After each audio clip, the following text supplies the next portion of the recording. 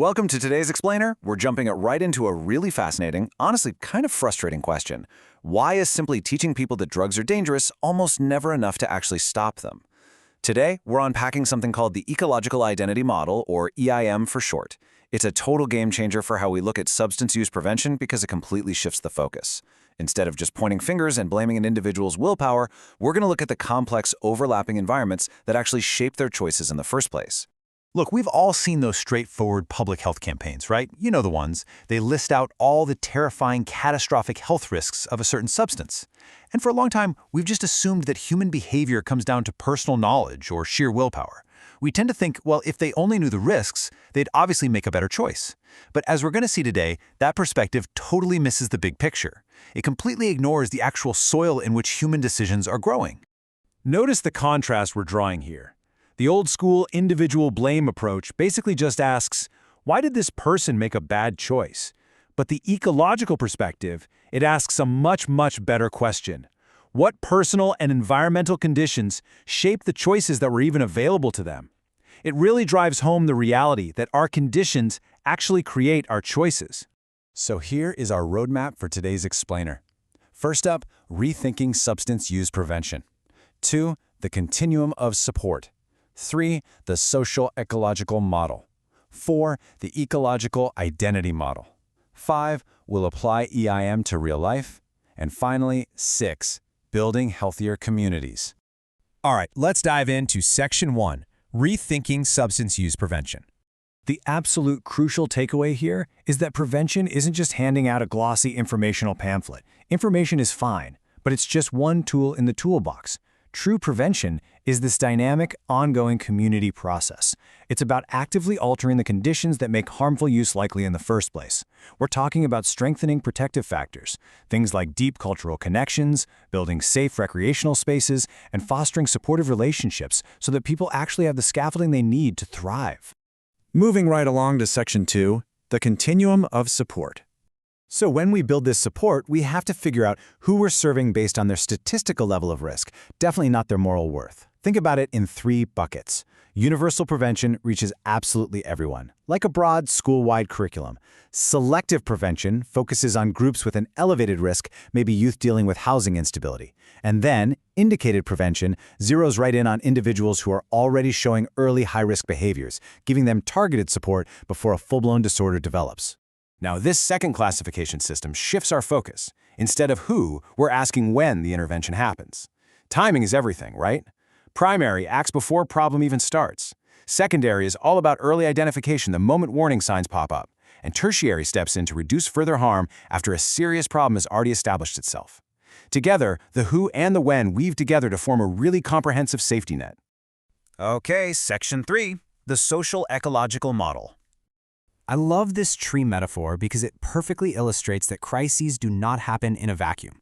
Issues like substance misuse, community trauma, or interpersonal violence, they actually grow from the exact same shared roots in the soil. Notice how shared risk factors like neighborhood poverty or extreme social isolation end up feeding multiple different problems. But on the flip side, shared protective factors like strong family bonds and economic opportunity nourish widespread resilience across the board. People simply don't exist in isolation. Think of human life like a set of Russian nesting dolls. You've got biology and personal history sitting right there at the center, but they're surrounded by relationships with peers and family. And those relationships are nested inside communities, schools, and workplaces. Finally, all of that sits within this massive outer societal layer of cultural norms and public policies.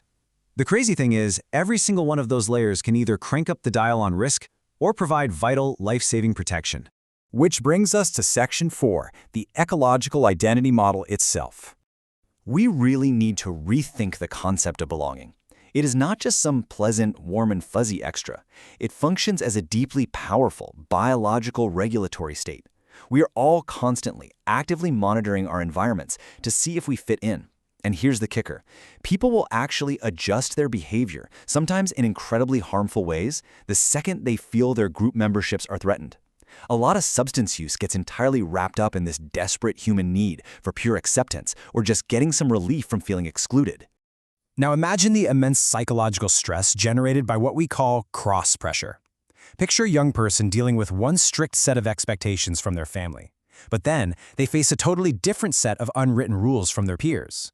And then yet another rigid standard from their school. When these systems crash into each other, it creates massive internal conflict. It literally forces people to constantly chameleon their behavior or hide huge parts of themselves just to survive across these different settings. This right here, this is perhaps the single most vital concept in the entire model.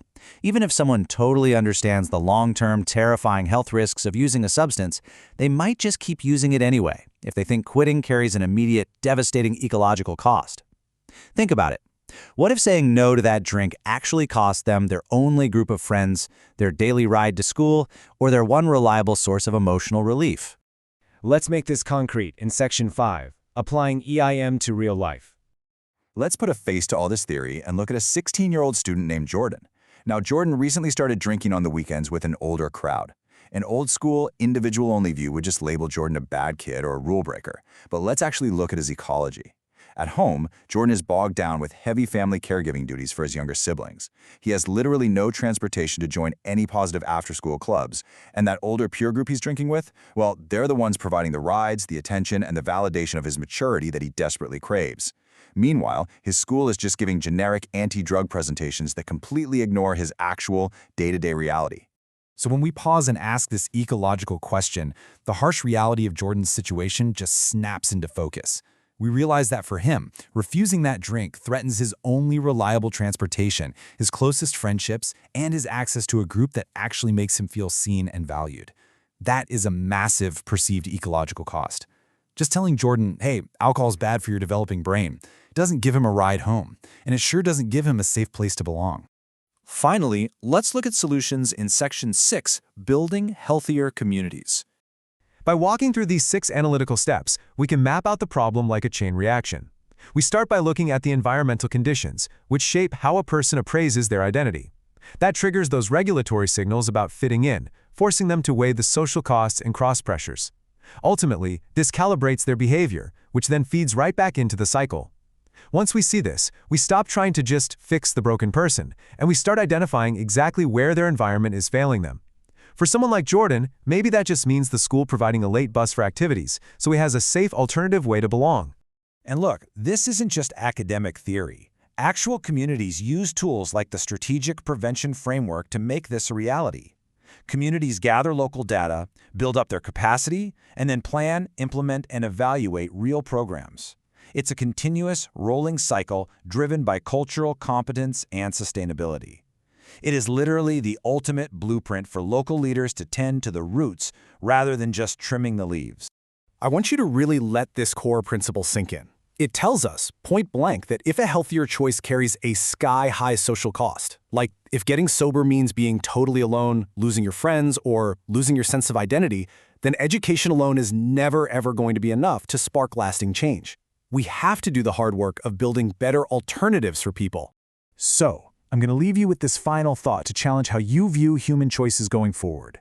If we shifted our focus away from fear-based warnings and instead poured our energy into creating spaces of genuine connection and security, how might that completely transform the lives of people like Jordan? I really encourage you to take this new perspective with you and start looking at the soil, not just the leaves. Thanks so much for joining me on today's Explainer, and I'll catch you next time.